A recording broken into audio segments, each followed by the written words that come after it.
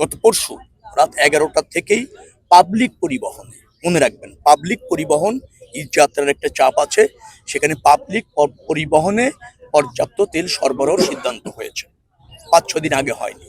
তো সেটাই আমি বলেছি যে পাবলিক পরিবহনে এই ঈদযাত্রা নির্বিঘ্ন করতে, পর্যাপ্ত যাত্রীর চাপ, তাদেরকে যোগাযোগ সুবিধাটা নিশ্চিত করবার জন্য পাবলিক পরিবহনে আগে যে রেশনিং পদ্ধতিটা ছিল সেটা পাবলিক পরিবহন থেকে প্রত্যাহার করা হয়েছে, পর্যাপ্ত তেল দেওয়া হবে এবং সেটা দেওয়া হচ্ছে। আর আপনার প্রশ্ন 5 দিন আগের থেকে পাচ্ছে না সেই প্রশ্ন, তারপরেও আমার ধারণা হচ্ছে যে সরকার পর্যায়ক্রমে এই তেল সরবরাহটা নিশ্চিত করবার জন্য তৎপর আছে। কারণ এটা তো জানেন যে একটা জাতীয় সংকট পড়েছে, আন্তর্জাতিক সংকট পড়েছে। এই সংকট শুধু আমাদের না, সমস্ত জায়গায় আছে। আমাদের চেয়েও বিপজ্জনক অবস্থায় আছে জ্বালানি তেলের জায়গায় অনেক গুরুত্বপূর্ণ রাষ্ট্র। তারপরও আমাদের সরকার সর্বাধিক গুরুত্ব দিয়ে এই জ্বালানি সংকট থেকে বেরিয়ে আসার যা যা করণীয় সেটা করছে। নিশ্চয়ই এরপর তেল পাবেন। আপনি যেটা বলেছেন যে এই অঞ্চলে যে টার্মিনাল, তো এই অঞ্চলে নির্বাচিত জনপ্রতিনিধি আছেন, তিনি নিশ্চয়ই এ ব্যাপারে কনসার্ন আছেন। তার ওয়াদাও থাকতে পারে নির্বাচনের আগে।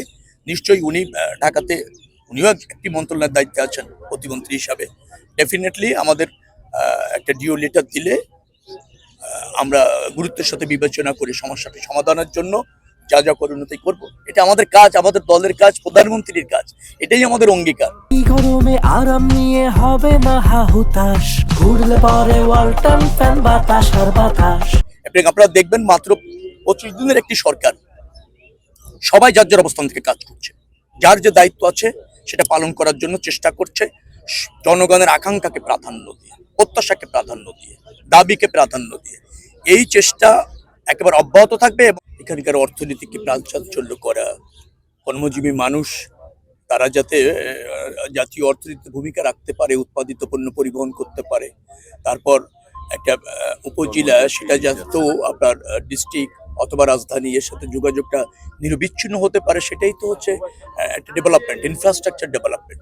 সরকারের কাছে এটা অত্যন্ত গুরুত্বপূর্ণ, সেটা বিবেচনা করে এই প্রকল্পটা নেওয়া হয়েছে। সম্ভবত এটা হচ্ছে রাবণাবাদ, হ্যাঁ রাবণাবাদ এই যে ব্রিজ, এটা 883 মিটার সম্ভবত এটার দৈর্ঘ্য। আমরা মনে করেছি সরকার যে এই সেতুটি এই অঞ্চলের মানুষের জীবনযাত্রার মান, অর্থনৈতিক কর্মকাণ্ড এবং যোগাযোগ ব্যবস্থার একটা আমূল পরিবর্তন ঘটাবে এবং এটা মানুষের খুব জরুরি প্রয়োজন এবং ডিমান্ড। সেটা বিবেচনা করে সরকার এই প্রকল্প নিয়েছে এবং এখন বাস্তবায়ন হতে চলেছে।